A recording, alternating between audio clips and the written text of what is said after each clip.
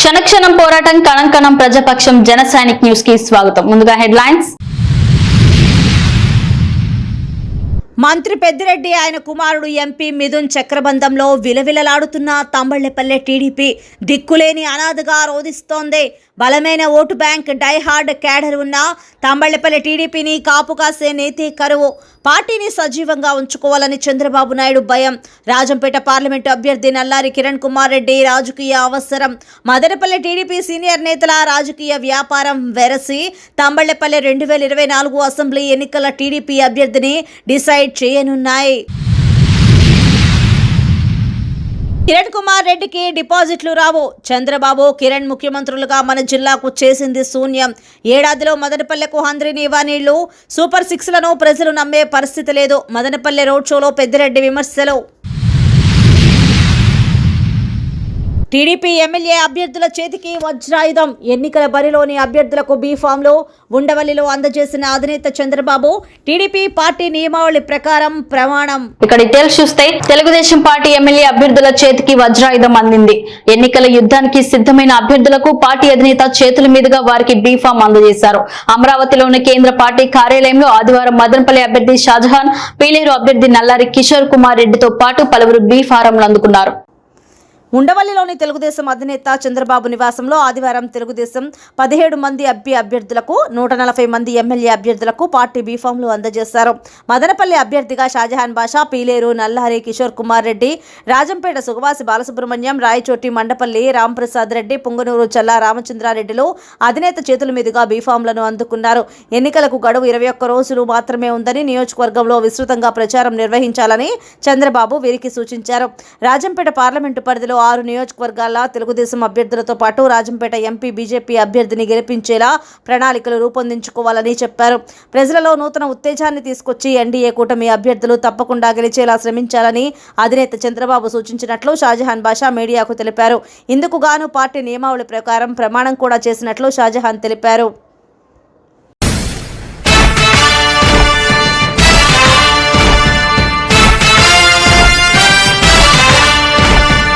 కదలి రండి తెలుగుదేశ కార్యకర్తలారా, త్యాగాలకు వెనుదీయని దేశభక్తులారా. కదలి రండి తెలుగుదేశ కార్యకర్తలారా, త్యాగాలకు వెనుదీయని దేశభక్తులారా. నందమూరి ఆశయ రథ సారథ్యం మీదే, చంద్రబాబు స్వర్ణాంధ్రకు నిర్మాతను మీరే.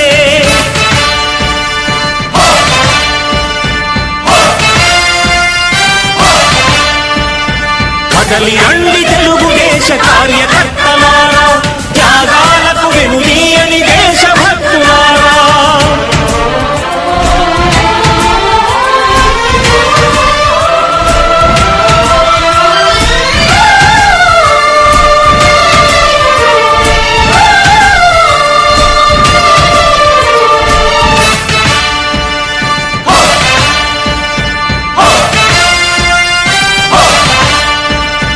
పార్టీకే అంకితమై పనిచేసే మీరు దేశంలో నిలిపారు మన పార్టీ పేరు.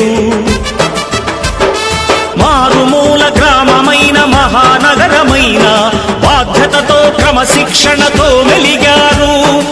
ఆశయాలు పండించే జీవనదులు మీ సేవలు, మీరే మన రాష్ట్ర ప్రగతి సౌధానికి పునాదులు. రాష్ట్రానికి 14 ఏళ్లు ముఖ్యమంత్రిగా చేసిన చంద్రబాబు, మరో 3 ఏళ్లు ముఖ్యమంత్రిగా చేసిన నల్లారి కిరణ్ కుమార్ రెడ్డి ఈ జిల్లాకు చేసింది శూన్యమని మంత్రి పెద్దిరెడ్డి రామచంద్రారెడ్డి విమర్శించారు. ఆదివారం ఆయన పుంగనూరు నుండి రామసముద్రం మీదుగా మదనపల్లి వరకు రోడ్ షో నిర్వహించారు. వైకాపా అభ్యర్థులను గెలిపించాలని కోరారు. మదనపల్లి నియోజకవర్గంలో ఆదివారం మంత్రి పెద్దిరెడ్డి రామచంద్రారెడ్డి విస్తృత ఎన్నికల ప్రచారం చేపట్టారు. ఈ సందర్భంగా మంత్రికి పార్టీ నాయకులు, శ్రేణులు పెద్ద ఎత్తున బైక్ ర్యాలీ ద్వారా ఘన స్వాగతం పలికారు. ఈ సందర్భంగా మంత్రి పెద్దిరెడ్డి రామచంద్రారెడ్డి మాట్లాడుతూ ఎమ్మెల్యే నిసార్ అహ్మద్ ను ఎంపిక చేయడంపై అందరూ హర్షం వ్యక్తం చేస్తున్నారని, మంచి వ్యక్తిని గెలిపించుకోవాలని పిలుపునిచ్చారు. ఎంపీ మిథున్ రెడ్డి నియోజకవర్గ పరిధిలో ఎన్నో అభివృద్ధి కార్యక్రమాలు చేశారన్న విషయం అందరికీ తెలుసన్నారు. ఏడాదిలోపు హంద్రీనీవా నీరు మన మదనపల్లి ప్రాంతానికి అందుతుందని హామీ ఇచ్చారు. చంద్రబాబు 14 ఏళ్లు ముఖ్యమంత్రిగా ఉండి కూడా కుప్పానికి నీరు ఇవ్వలేకపోయారని ఎద్దేవా చేశారు. వైఎస్ జగన్మోహన్ రెడ్డి ముఖ్యమంత్రి అయ్యాక అందులో కాలువ పూర్తి చేసి కుప్పానికి నీరు ఇచ్చామని, గతంలో 2 ముఖ్యమంత్రులుగా ఉండి ఈ ప్రాంతానికి ఏమీ చేయలేదని చంద్రబాబు, కిరణ్ కుమార్ రెడ్డి ఇద్దరేనని విమర్శించారు. కిరణ్ కుమార్ రెడ్డికి డిపాజిట్లు కూడా రావని ఎద్దేవా చేశారు. పార్టీలకు, కుల మతాలకు అతీతంగా అందరికీ సంక్షేమ పథకాలు అందించిన ఘనత జగన్మోహన్ రెడ్డిదే అని స్పష్టం చేశారు. చంద్రబాబు పూటకో హామీ ఇస్తున్నారని, సూపర్ 6లు నమ్మే పరిస్థితులు ఆంధ్రప్రదేశ్ ప్రజలు లేరని గుర్తు చేశారు. ప్రజలందరూ ఫ్యాన్ గుర్తుకు ఓటేసి జగన్మోహన్ రెడ్డికి అండగా నిలవాలని కోరారు. మార్కెట్ కమిటీ చైర్మన్ తట్టి శ్రీనివాసులు రెడ్డి ఆధ్వర్యంలో తాటికాయలతో గజమాలను వేసి అందరినీ మంత్రముగ్ధులను చేశారు. ఈ కార్యక్రమంలో పెద్ద సంఖ్యలో వైసీపీ కార్యకర్తలు పాల్గొన్నారు. తహసీల్దారు ఈ కిరణ్ కుమార్ రెడ్డి ఇతను వచ్చి మళ్ళీ పోటీ చేసి మాకు తీటుగా పోటీ అంటారు. డిపాజిట్ వస్తే సంతోషిస్తాం. డిపాజిట్ కూడా రాకుండా ఈ జిల్లా ప్రజలందరూ కూడా చేస్తారనే నమ్మకం నాకుంది. తప్పకుండా అత్యధిక మెజారిటీతో నిసార్ అహ్మద్ కానీ అదేవిధంగా మిథున్ రెడ్డి కానీ గెలుస్తారని కూడా నాకు నమ్మకం ఉంది. ఈరోజు గ్రామాలలో అనేక సంక్షేమ పథకాలు అమలు కేవలం చూసిందల్లా పేదరికాన్ని కొలబద్దగా తీసుకొని అన్ని వర్గాలకు, పేదలకు అందరికీ కూడా మనం ఈరోజు సంక్షేమ పథకాలు అందించాం. మరి గతంలో ఆ మాదిరి ఉన్నదా? చంద్రబాబు నాయుడు పాలనలో ప్రతి గ్రామంలో కూడా ఆ గ్రామానికి సంబంధించి జన్మభూమి కమిటీ, ఆ కమిటీలో సభ్యులు తెలుగుదేశం పార్టీ వారు ఇచ్చే 1వ పెన్షన్ ఇచ్చినా, ఇల్లు ఇచ్చినా వాళ్ళకు కావాల్సిన వారికి తెలుగుదేశం పార్టీ నాయకులకు, కార్యకర్తలకు ఇచ్చారు తప్ప మన మాదిరి పారదర్శకంగా పేదలందరికీ న్యాయం చేయలేదు అనేది మీ అందరికీ కూడా తెలుసు. ఈరోజు జగన్మోహన్ రెడ్డి గారు ప్రతి ఒక్కరికి కూడా, ఒక్క పేదవాడికి కూడా అన్యాయం జరగకుండా ఏదైనా పొరపాటున ఏదైనా పెన్షనో ఇల్లు రాకపోతే తిరిగి మళ్ళీ 6 నెలలకు ఒకసారి ప్రతి జనవరిలోనూ ప్రతి జూలైలోనూ మళ్ళా సర్వే చేసి మళ్ళీ ఇచ్చే పరిస్థితి ఈరోజు మన ప్రభుత్వం కల్పిస్తూ ఉంది.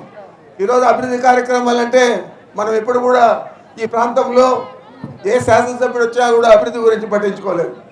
ఈరోజు మనం అనేక రకాలుగా అన్ని కూడా మంత్రి పెద్దిరెడ్డి ఆయన కుమారుడు ఎంపీ మిథున్ చక్రబంధంలో విలువిల్లాడుతున్నట్లు తమ్మలపల్లె టీడీపీ దిక్కులేని అనాథగా రోధిస్తుంది. బలమైన ఓట్ బ్యాంక్, డైహార్డ్ క్యాడర్ ఉన్న తమ్మలపల్లె టీడీపీని కాపుగాసే నేతే కరువయ్యాడు. పార్టీని సజీవంగా ఉంచుకోవాలని చంద్రబాబు భయం. రాజంపేట పార్లమెంట్ అభ్యర్థి నల్లారి కిరణ్ కుమార్ రెడ్డి రాజకీయ అవసరం.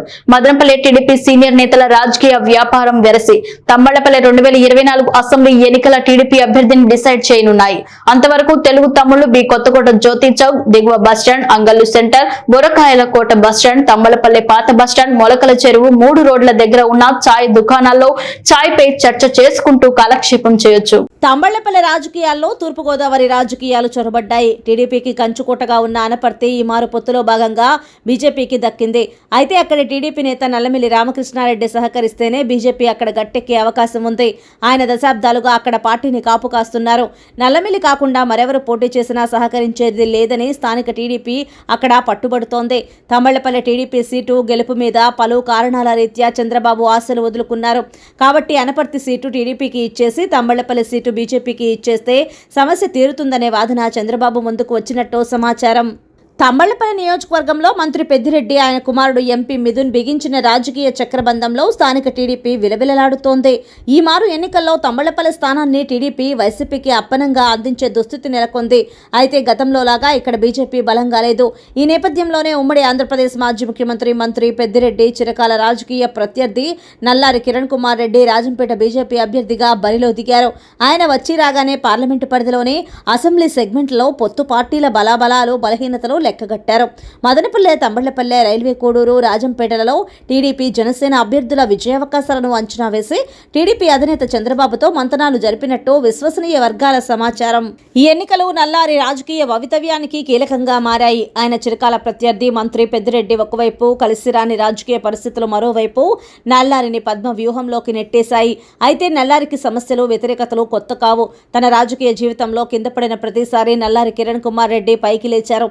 తారాజువ్వలా ఎగిశారు. కానీ ఈ మారు పార్లమెంటు విజయం నల్లారికి నల్లేరు మీద నడక కాదు. తాను ప్రాతినిధ్యం వహిస్తున్న బీజేపీ పార్లమెంటు పరిధిలో బలంగా లేదు.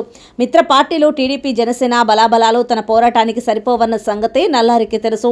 స్వతహాగా గొప్ప రాజకీయ వ్యూహపరుడైన నల్లారి తను పోటీ చేసే పార్లమెంటు పరిధిలోని అసెంబ్లీ అభ్యర్థులు గట్టిగా ఉండాలని చూస్తున్నారు. దీనిలో భాగంగానే రాజంపేట పార్లమెంటు పరిధిలోని రాజంపేట, రైల్వే కోడూరు అసెంబ్లీ సెగ్మెంట్లలో టీడీపీ, జనసేన తమ అభ్యర్థులను మార్చేశాయి. మదనపల్లె విషయంలో టీడీపీ, జనసేన అధిష్టానాల స్థాయిలో తీవ్ర తర్జన భర్జనలు జరిగాయి. క్షేత్రస్థాయిలో సర్వేలు, ప్రజాభిప్రాయ సేకరణ అంచనాల్లో ఇప్పటి టీడీపీ అభ్యర్థి షాజహాన్ కంటే మిన్నగా ఎవరూ తెలకపోవడంతో మదనపల్లె టీడీపీ అభ్యర్థిగా షాజహాన్ ఫిక్స్ అయిపోయారు. ఈ క్రమంలో తంబళ్లపల్లె పరిస్థితి త్రిశంకు స్వర్గంలో విగిసలాడుతోంది. నిజానికి తంబళ్లపల్లె నాయకులొకరు టీడీపీలోకి జంపై పార్టీ పగ్గాలు చేజిక్కించుకుని ఈ మారు పార్టీ తరపున ఎమ్మెల్యే టికెట్ దక్కించుకోవాలని 4 ఏళ్లుగా ముమ్మర ప్రయత్నాలు చేస్తున్నారు. ఆయనకు పరిస్థితులు అనుకూలించడం లేదు. పైపెచ్చు తంబళ్లపల్లి ఎమ్మెల్యే టికెట్ టీడీపీలో హాట్ కేక్ అయిపోయింది. మదనపల్లె టీడీపీలో లాగే తంబళ్లపల్లె టీడీపీలో కూడా ప్రతి చోట మోటా నేత ఎమ్మెల్యే టికెట్ కోసం కర్చీఫ్లు విదిలిస్తూ అధినేత చంద్రబాబు తల బొప్పి కట్టించారు. నిజానికి తంబళ్లపల్లె టీడీపీకి బలమైన క్యాడర్, స్థిరమైన ఓటు బ్యాంకు ఉంది. సమస్య బలమైన నాయకుడు లేకపోవడమే. ఎలాగోలాగా తంబళ్లపల్లెలో పార్టీని సజీవంగా నిలపాలనేది బాబు బాధ. తంబళ్లపల్లె విషయంలో బాబుకు ఎవరైనా చెప్పినా బాబు లెక్కలు బాబుకు ఉన్నాయి. సొంత సర్వేలు, సొంత ప్రజాభిప్రాయ సేకరణలు మదనపల్లె టీడీపీలో చక్రం తిప్పుతున్న తన సొంత కమ్మ సామాజిక వర్గానికి చెందిన నమ్మిన బంట్ల ద్వారా చంద్రబాబుకు తంబళ్లపల్లె రాజకీయ పరిస్థితులు క్షణాల్లో తెలిసిపోతాయి. ఈ క్రమంలో చంద్రబాబు ఆయన మదనపల్లె రహస్య సమాచార గూఢచారులో మాజీ టీడీపీ ఎమ్మెల్యేలు లక్ష్మీదేవమ్మ లేదా ఆమె తనయుడు ప్రవీణ్ రెడ్డి కోసం శతదా ప్రయత్నించాయి. ఈ మధ్యలో నల్లారి కిరణ్ కుమార్ రెడ్డి సైతం వీరిద్దరి ఎన్నికల పోటీ కోసం జోరుగానే ప్రయత్నాలు చేసినట్టు సమాచారం. ఒక దశలో లక్ష్మీదేవమ్మ ఎన్నికల బరిలో నిలవడానికి ఆసక్తి చూపినా చంద్రబాబుకు విషయం చెప్పి వ్యవహారాన్ని చక్కబెట్టే స్థానిక నాయకుడు కరువయ్యారు. మదనపల్లె బాబు రహస్య సమాచార గూఢచారులో పితురీలు మోయటానికి సరిపోగలరే కానీ రాజకీయ అజ్ఞానులని మదనపల్లెలో పలుమార్లు రుజువైపోయింది. జి శంకర్ అందుబాటులో ఉండడు. పార్టీ తీర్థం కోసం వెంపర్లాడుతూ ఉన్న మరో పార్టీ బడా నేత సర్వేల్లో తూగడం లేదు.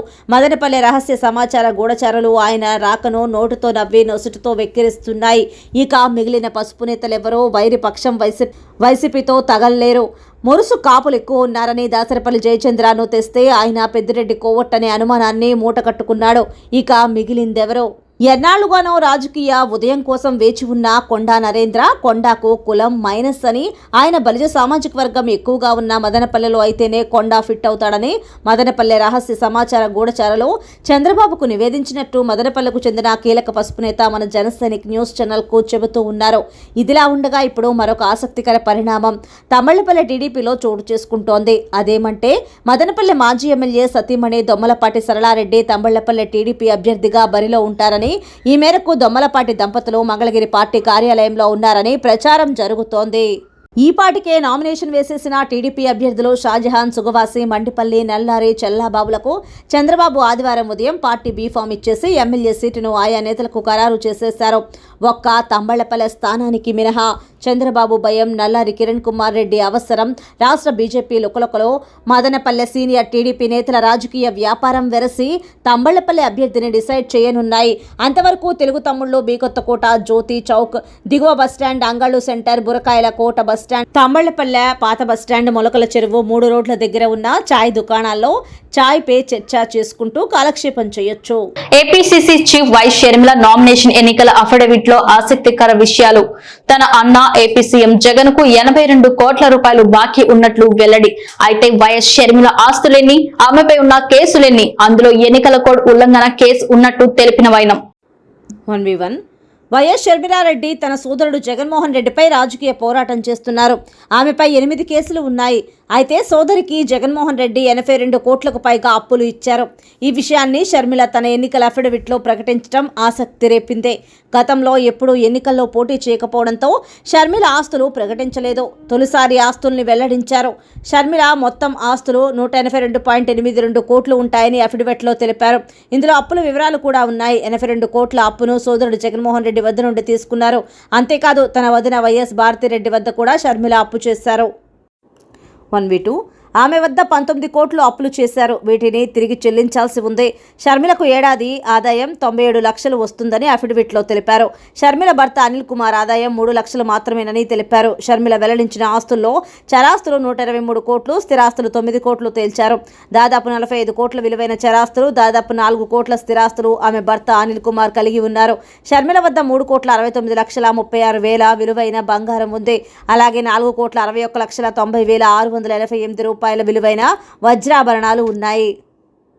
ప్రభుత్వ భూములు కబ్జా చేయడానికైనా రెడ్డి సంఘం ఉన్నది. బసిన్కొండ రెవెన్యూ గ్రామంలో సర్వే నెంబర్ 452లో చెరువు మునగడ కబ్జా. ప్రభుత్వం ఏర్పాటు చేసిన బోర్డును తొలగించి కబ్జాకు పాల్పడిన రెడ్డి సంఘం. జాతీయ రహదారి పక్కనే ప్రభుత్వ భూమి కబ్జా అవుతున్నా పట్టించుకుని రెవెన్యూ అధికారులు. భూ కబ్జాదారులపైన క్రిమినల్ కేసులు పెట్టాలంటూ సిపిఐ నియోజకవర్గ కార్యదర్శి మురళి ఆరోపించారు. మదనపల్లి మండలం బసినికొండ రెవెన్యూ గ్రామంలో సర్వే నెంబర్ 452లో స్వామి చెరువు దగ్గర చెరువు మునగడ ప్రాంతాన్ని రెడ్డి సంఘం యథేచ్ఛగా కబ్జా చేస్తోందని సిపిఐ నియోజకవర్గ కార్యదర్శి మురళి ఆరోపించారు. ఈ సందర్భంగా సిపిఐ మురళి మాట్లాడుతూ రెడ్డి సంఘం వాళ్లు తమ సంఘం అవసరాల కోసం స్వామి చెరువు దగ్గర కొంత పట్టా భూమిని కొనుగోలు చేసి పక్కనే ఉన్న 452 సర్వే నెంబర్లో చెరువు మునగడ ప్రాంతాన్ని కబ్జా చేస్తున్నారని గతంలో సిపిఐ ఆధ్వర్యంలో స్థానిక ఎంఆర్ఓ ఆర్డీఓల దృష్టికి తీసుకెళ్లామన్నారు. రెవెన్యూ యంత్రాంగం స్పందించి భూమి చెరువు మునగడగా గుర్తించి ఈ ప్రాంతంలో ప్రభుత్వ బోర్డును ఏర్పాటు చేశారు. అయితే రెడ్డి సంఘం వారు 2 నెలల విరామం తర్వాత అదే భూమిని మళ్లీ మట్టితోలి చదును చేస్తున్నారన్నారు. జాతీయ రహదారి పక్కనే కోట్ల రూపాయలు విలువ చేసే ప్రభుత్వ భూమి కబ్జా చేస్తున్నా రెవెన్యూ యంత్రాంగం ఏమాత్రం పట్టనట్టు వ్యవహరిస్తున్నారని విమర్శించారు. అధికారం, డబ్బు, బలంతో రెడ్డి సంఘం వారు రెవెన్యూ యంత్రాంగాన్ని మేనేజ్ చేస్తూ ప్రభుత్వ భూములు కబ్జా చేస్తున్నారని తేల్చి చెప్పారు. సమాజంలో ఉన్నత స్థానంలో ఉండాల్సిన సంఘాలు ప్రభుత్వ అవసరాలకు ఉపయోగపడే ప్రభుత్వ భూములు కాపాడాల్సిన వాళ్లు వారి సంఘాల అవసరాల కోసం ప్రభుత్వ భూములను కబ్జాలకు పాల్పడటం సిగ్గుచేటన్నారు. రెవెన్యూ అధికారులు వెంటనే స్పందించి చెరువు మునగడ ప్రాంతాన్ని సర్వే చేసి ప్రభుత్వం బౌండరీ లైన్ ఏర్పాటు చేయాలని, చెరువు మునగడ ప్రాంతాన్ని కాపాడాలని, కబ్జాకు పాల్పడిన వారిపైన చట్టపరమైన చర్యలు తీసుకోవాలని, లేని ఎడల సిపిఐ ఆధ్వర్యంలో ఇల్లు లేని నిరుపేదలకు ఇంటి స్థలాల కోసం పంచిపెడతామని రెవెన్యూ యంత్రాంగాన్ని హెచ్చరించారు. బసినికొండ రెవెన్యూ పంచాయతీలో సర్వే నెంబర్ 452 స్వామి చెరువు రోడ్డుకి అవతల వైపు దాదాపు చెరువు మునగడ 452 సర్వే నెంబర్లో 2.5 ఎకరా చెరువు మునగడకు ఉంది. ఇదే ప్రాంతంలో పట్టా భూమి కొంత రెడ్డి సంఘం వాళ్ళు కొన్న తర్వాత ఆ ముందున్నటువంటి చెరువు మునగడను పూర్తిగా కబ్జా చేశారు. ఈ విషయాన్ని గతంలోనే భారత కమ్యూనిస్టు పార్టీ సిపిఐగా స్థానికంగా ఉన్నటువంటి ఎంఆర్ఓ గారి దృష్టికి తీసుకెళ్లాం. ఆర్ఐ గారు భారతదేశ దిక్సూచి ప్రధాని నరేంద్ర మోడీ దేశం సర్వతోముఖాభివృద్ధికి మరోమారు ఎన్డీఏ ప్రభుత్వాన్ని ఆశీర్వదించాలని బీజేపీ రాష్ట్ర మహిళా మోర్చా వైస్ ప్రెసిడెంట్ ప్రముఖ న్యాయవాది బాలజ్యోతి ఓటర్లను అభ్యర్థించారు. ఇంటింటా తిరిగి బీజేపీ కరపత్రాలను పంపిణీ చేశారు. దేశం ప్రపంచ పటంలో సగర్వంగా నిలవాలంటే నరేంద్ర మోడీ మరొకమారు ప్రధానమంత్రి కావాలి. అందుకు ఎన్డీఏ బలపరిచిన అభ్యర్థులను గెలిపించాలి అంటూ బీజేపీ నాయకురాలు బాలజ్యోతి ప్రచారం నిర్వహించారు. ఆదివారం మదనపల్లిలో ఎన్నికల ప్రచారంలో భాగంగా ప్రశాంత్ నగర్ మెయిన్ రోడ్లో ఎన్నికల ప్రచారం నిర్వహించడం జరిగింది. ఎంపీ అభ్యర్థి నల్లారి కిరణ్ కుమార్ రెడ్డికి ఎమ్మెల్యే అభ్యర్థి షాజహాన్ బాషాను గెలిపించాలని ఆమె ఓటర్లను కోరారు. ఈ కార్యక్రమంలో న్యాయవాది బాలజ్యోతితో పాటు పిల్లస్వామి నాయక్ బీజేపీ కార్యకర్తలు పాల్గొన్నారు. క్షణక్షణం పోరాటం, కణం ప్రజాపక్షం. జనసైనిక్ న్యూస్ ఇంతటితో సమాప్తం. తిరిగి రేపటి బులెటిన్ లో మళ్ళీ కలుసుకుందాం. అంతవరకు సెలవు. నమస్కారం.